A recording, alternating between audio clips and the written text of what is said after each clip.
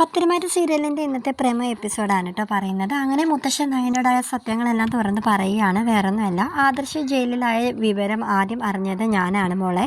അവനെ പുറത്തിറക്കാനുള്ള പരിശ്രമത്തിലായിരുന്നു ഞാൻ ഇതുവരെ. മോളെ പേടിക്കേണ്ട, അവൻ ജയിൽ മോചിതനായിട്ടുണ്ട്.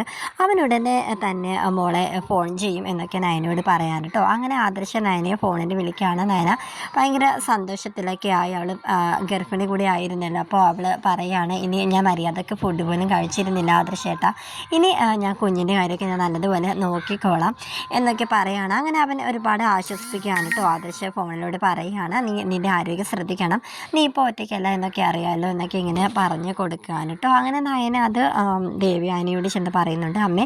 അമ്മയുടെ പ്രാർത്ഥന ഫലിച്ചു, അമ്മയുടെ മകൻ ആദർശേട്ടൻ ജയിൽമോചിതനായിട്ടുണ്ട്, എൻ്റെ ഫോൺ ചെയ്തു എന്നുള്ള കാര്യം ദേവയാനിയോട് പറയാൻ കേട്ടോ. അങ്ങനെ ദേവയാനി എല്ലാ ദൈവങ്ങളോടും നന്ദി പറയുകയാണ്.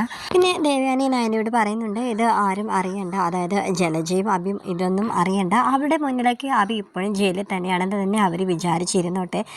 എല്ലാവരുടെയും കള്ളത്തരമുള്ള മുഖങ്ങളൊക്കെ നമുക്ക് ഒന്നുകൂടി മനസ്സിലാക്കാൻ സാധിക്കില്ല മോളെ എന്ന് പറയാൻ കേട്ടോ. അങ്ങനെ നയനയും ദേവയാനും കൂടെ മുകളിൽ നിന്ന് താഴത്തോട്ട് വരുമ്പോഴത്തേക്കും ദേവയാനി പറയാണ്, നയന മോളെ, നീ ഇത്തിരി വിഷമമുള്ള പോലെയൊക്കെ നിന്നാൽ മതി, ഞാൻ പറഞ്ഞതൊക്കെ ഓർമ്മയുണ്ടല്ലോ എന്നിങ്ങനെ പറയാനുണ്ട്. എല്ലാം മനസ്സിലായ അമ്മയെന്ന് പറഞ്ഞ് അവരുടെ മുന്നിൽ ഇവർ അഭിനയിക്കാൻ കേട്ടോ. ആദർശ് ഇപ്പോഴും ജയിലിൽ തന്നെയാണ്, അവൻ ഇതുവരെ വിളിച്ചില്ല എന്നുള്ള രീതിയിൽ തന്നെ അവരോട് സംസാരിക്കാൻ കേട്ടോ. ഇതിനിടയിൽ അഭി ജലജയോട് പറയുന്നുണ്ട്, ഞാൻ അനാമികയുടെ ഒരു വീട്ടിൽ പോയിരുന്നു, അവിടെ ചെന്ന് ഞാനൊരു കേക്ക് കട്ട് ചെയ്തു എന്നൊക്കെ ഇങ്ങനെ പറയാൻ കേട്ടോ.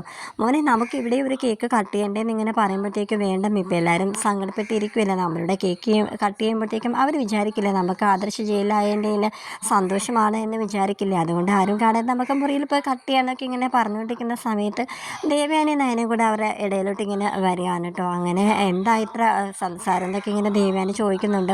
ഞങ്ങൾ ആദർശമാനെ പറ്റി സംസാരിക്കുകയായിരുന്നു, എന്തായാലും ഭയങ്കര കഷ്ടമായിപ്പോയല്ലോ എന്നൊക്കെ ഇങ്ങനെ പറയാൻ കേട്ടോ. അങ്ങനെ ദേവയാനി പറയുന്നുണ്ട്, എനിക്കറിയാം നിങ്ങളുടെ മനസ്സിൽ സന്തോഷം തന്നെയാണ് എന്നൊക്കെ ഇങ്ങനെ പറയാണ്.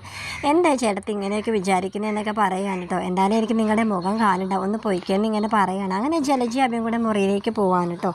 അവിടെ നവ്യാണെങ്കിൽ നമുക്ക് പുറത്തോട്ടൊക്കെ ഒന്ന് പോയിട്ട് വരാം, എന്തായാലും എനിക്ക് ഇവിടെ ഇരുന്നിട്ട് ഭയങ്കരമായിട്ട് ബോറടിക്കുന്നു, ഇപ്പോൾ എൻ്റെ കാശൊക്കെ അത്യാവശ്യം ഉണ്ട്, മോഡലിംഗ് ഒക്കെ ചെയ്ത് ക്യാഷൊക്കെ അത്യാവശ്യം ഉള്ളത് കൊണ്ട് തന്നെ നമുക്കൊന്ന് ഷോപ്പിങ്ങും കൂടെ ചെയ്യാമെന്നൊക്കെ ഇങ്ങനെ അവരോട് പറയാൻ കേട്ടോ.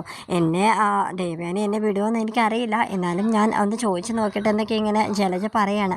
ഈ അമ്മയ്ക്കും അബിക്കൊക്കെ എന്തായി പറ്റിയെന്ന് ഇങ്ങനെ നവ്യ ഇങ്ങനെ ചിന്തിക്കുകയാണ് കേട്ടോ.